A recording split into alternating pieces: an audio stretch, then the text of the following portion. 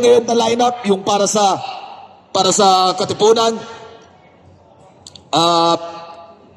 Sana magustuhan nyo pa rin talaga. Tingin ko, para to sa mga pinaka-hardcore na fans talaga. At syempre, hindi lahat ng event kaya talaga maging ganito kalaki.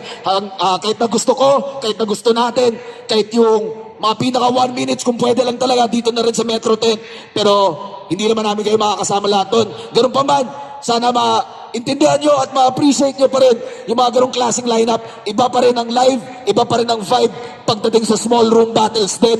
Alam ng lahat ng Motos, Pulo, FRBL yan, lahat ng mga nanonood sa dating events. At syempre, kung nakanood kayo ng Flip Top event mula 2010 pa, iba yung pangaramdam ng small room battle, mapapit style o mini stage. Ang mga lineup natin, Zoning 18 at Zoning 19. Zoning 18 muna, Nathan versus Pilos, Marichu versus Blizzard, Fernie versus Jamie Sykes, Pamoso versus K3U, Casper versus C-Rhyme, Nego G versus Espero, at Rafian versus JT. Zoning 18 yan sa takeover bar. Super limited tickets lang talaga yun. Parang 300 lang yung capacity ng venue na yun. Ganun pa man, sana makasama namin kayo. Kung hindi pa kayo nakakanood ng small room battles, baka maisipan yung sama kami doon. Iba yung intensity nun. Iba rin yung appreciation ng mga linya.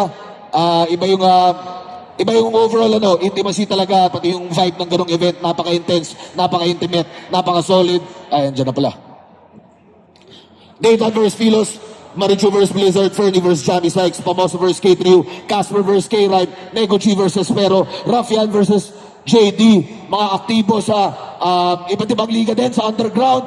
At para sa akin, tulad ng lahat ng mga lineup naman ng Flip Top, mga deserving ng suporta o kaya ng pagtangkilik ninyo. Kaya sana samahan nyo kami dyan. Tingin ko, bakbakan talaga yan. At para sa Zoning 19, Dave Denver versus Supremo, Andros versus Sensei, Joz versus Lord Manuel, Blazer versus Antonym, Vicente versus Shaboy, Atoms versus Secreto, at C9 versus Cygnus.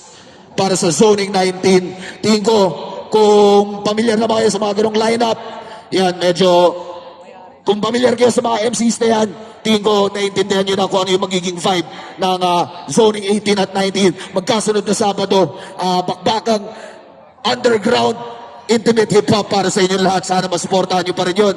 At syempre, susunod na main event natin, kung saan lalaban, kalahati siguro ng mga